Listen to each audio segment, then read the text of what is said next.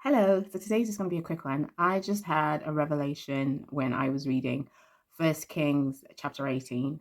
Um, just a quick recap. This is the chapter where Elijah challenges the prophets of Baal to see whose God is real, whether their God is real or whether Elijah's God is real, by calling down fire on their sacrifices.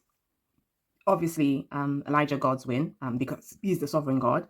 And after that happens, I believe it's verse 45 or verse 46, where God gives Elijah a message to pass on to King Ahab.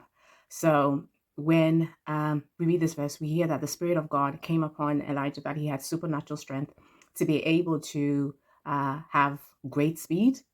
I believe some scholars have said that he had enough speed to outrun the chariots of God. And then when King Ahab in 1 Kings chapter 19 got to Jezebel and told Jezebel what had happened, um, Jezebel obviously then put a threat on Elijah because she wasn't happy that her prophets got killed after what had transpired in the previous chapter.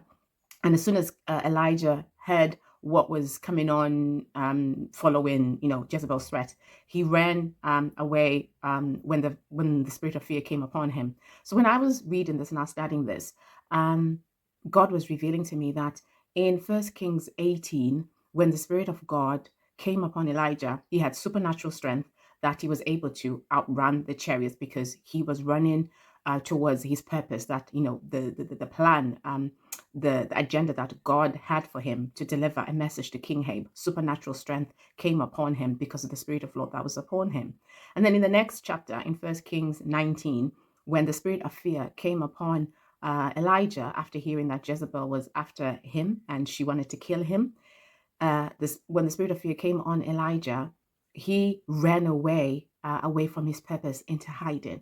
So God was just showing me through these two incidents that when the Spirit of God came upon Elijah, he was able to do a lot more things, that his natural body couldn't do. He had supernatural power because he was doing God's purpose. He was running towards, his God's agenda for Elijah here on earth. And then in the same space, when the spirit of fear, which is what the Bible tells us that God has not given us the spirit of fear, but of power, love, and a sound mind. When that spirit of fear came upon him, he ran away from his purpose and went into hiding. Isn't it amazing that when the Spirit of God comes, it gives us supernatural power? But when the spirit of the enemy coming through the spirit of fear comes, we run away from a purpose.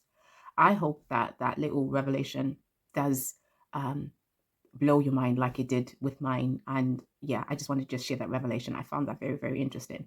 And I hope that all of you can be walking in your life and in your purpose with the Spirit of God leading you and not the spirit of fear making you run away from your purpose and your destinies. God bless you all.